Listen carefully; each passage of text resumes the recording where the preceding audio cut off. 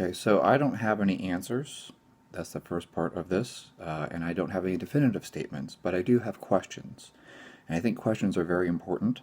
I think that my question is valid, and I think it's something that people should think about and consider. So first off, we're going to ignore the fact that Robert Wolf has a patent for an EAA supplement. I don't want to, make that part of the discussion that, oh, maybe he's biased because, he sells an EAA supplement or has a patent on it.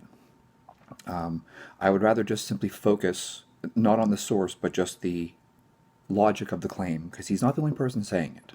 So supposedly, BCAAs are, they're not just inefficient, or they're not just ineffective, they're also bad for you. That's why you need to use an EAA supplement, right? Because you have to have all the essential amino acids available. And so Wolf wrote a paper talking about protein synthesis, and he makes this statement that taking a BCAA supplement could actually result in muscle breakdown, right? Because now you're getting all this leucine, which is of course triggering muscle protein synthesis, and if you don't have all the other amino acids available, then your body's going to break down muscle to get the other amino acids, right? Because your body can't build muscle from just leucine, isoleucine, and valine. It has to have all of the amino acids available. I don't disagree with that. That part is definitely true. That's why whey protein is awesome, because it has the full amino acid profile. Personally, if you want my opinion, I think that BCAAs and EAAs are very expensive, and I think that you're better off just using whey protein, because whey protein is a complete protein. It has a high amount of leucine. It will stimulate muscle protein synthesis, and like whey protein tastes good and all that good stuff, right? But that's not scientific. Like telling you, hey, this is cheaper, that's not a good argument for science. Because if I'm going to make a scientific claim, I can't sit here and tell you, oh, well, this one's cheaper. Just because this beef over here is cheaper doesn't mean it's better, right? So let's focus on the scientific part of this. And this is the part I want to bring up. I don't think there is a case, except for people who are fasting for a really long time, where consuming BCAA would make your body need to break down muscle protein. So let's just think about this for like a typical day. I have eggs for breakfast, I have beef at lunch, and then I drink a BCAA supplement before my workout. Well, gosh, digestion's pretty damn slow. So those eggs are probably still in my system, and certainly the beef from lunch is still in my system because of, the fact that digestion is, well, it's slow. I'm sure you guys are familiar with this. There are times where you ate something and then a couple hours later you got sick and threw up. And guess what you threw up? You have steak, and later that night you get sick and throw up. You're throwing up steak. And you have chicken, and you get sick a couple hours later and you throw up, and you're throwing up undigested chicken.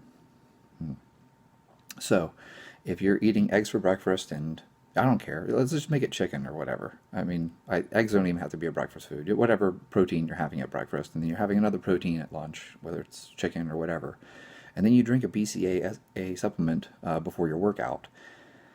Why would your body need to break down muscle to get the other amino acids? You already have the other amino acids in your system from your previous 2 meals.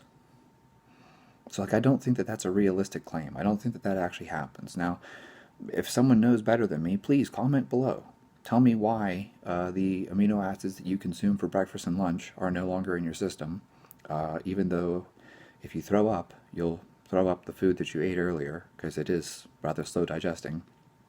But yeah, that's where I look at this whole thing, and I don't buy it. I don't believe that taking a BCAA supplement will cause muscle breakdown, because you have amino acids in your system from the previous meals that you consumed. So I don't see that as being a real world issue. Now, if someone wants to make the argument, hey, don't buy BCAA supplements because they're overpriced, well, sure, but that's not a scientific argument. That's like me telling you that it's cheaper to buy X versus Y. That's not a scientific argument. So from a purely scientific standpoint, We can't bring up the cost of something. So my point being that I don't believe that BCAA supplements would cause muscle breakdown in any real situation, except for maybe someone doing like an extremely long fast and then taking that supplement. Otherwise, like the way that people are using these things, they're taking it pre-workout. Shit, even the meal you ate the night before. Let's say you use it first thing in the morning because you work out first thing in the morning and you don't feel like having a big meal. Dude, even the food you ate yesterday is still in your system. Like, you don't digest food as fast as. Like, it's not like you eat and then 3 hours later you're completely empty and all the amino acids are gone. Just because muscle protein synthesis drops off and the mTOR signaling pathway and all the stuff like that has a refractory period, that doesn't mean the amino acids are suddenly gone. That's just not how it works. So that's my question to you. My question to you is really just, why would that be? Why would it be that you need to break down muscle whenever you already have amino acids circulating in your system and there's protein available? I feel like you would just re-stimulate mTOR and re-stimulate muscle protein synthesis, and your body would use the amino acids that are already circulating in your system from your previous meals. But maybe I'm wrong. Maybe someone knows better than me. Comment below. Let me know if you have a great explanation for why that is. Otherwise, I'm going to continue to hold on to my position that the amino acids that you eat in your meals are still in your system whenever you drink your pre-workout shake. So, there you guys have it.